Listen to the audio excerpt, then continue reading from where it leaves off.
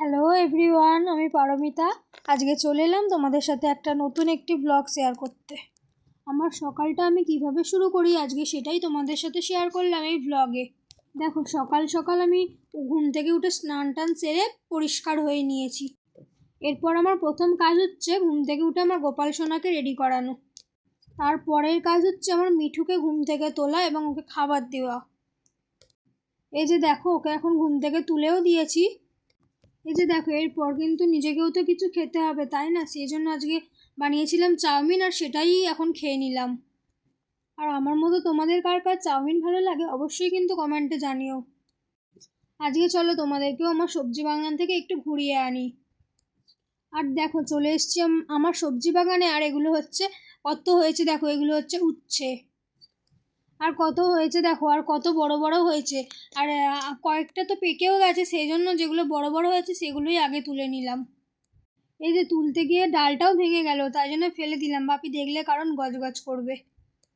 বাইরে কেনা সবজির থেকে আমার মনে হয় এরকম ছোটোখাটো চাষবাস করে ঘরের টাটকা সবজি খাওয়া কিন্তু অনেক ভালো।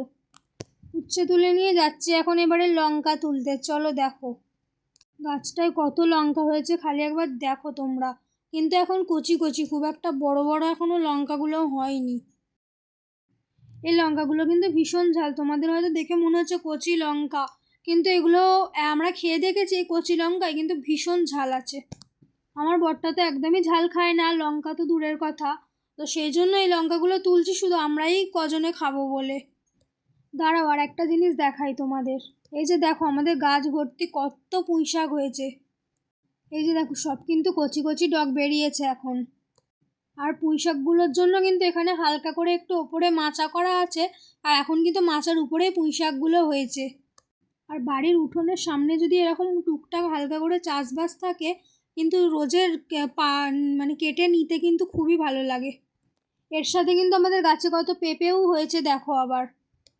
এই দেখো, এটা হচ্ছে ওলকোড়া গাছ, এটাও এখন তুলে নিয়েছি। আর এটা কিন্তু তোমাদের ওখানে কে কী বলে কমেন্টে অবশ্যই জানিও। তোমরা কারা কারা কিন্তু এটা খেতে ভালোবাসো, আমার তো খুব একটা ভালো লাগে না। এরপর চলে গেছিলাম ঘরে, আর ঘরে গিয়ে দুপুরে খাওয়া দাওয়া করে নিয়েছি, সেটা ভিডিও করা হয়নি। তারপর দুপুরে খাওয়া দাওয়ার শেষে বসে পড়েছি এক থালা আম নিয়ে। দেখো আমগুলোর কালারটা জাস্ট দেখো। বাপি আজকেই একদম আমগুলো গাছ থেকে টাটকা পেড়ে এনে দিয়েছে, আর এখন তাই ওইটা নিয়েই বসে পড়েছি খেতে। গাছের আমগুলো কিন্তু এখন বেশ ভালোই পেকেছে দেখছি।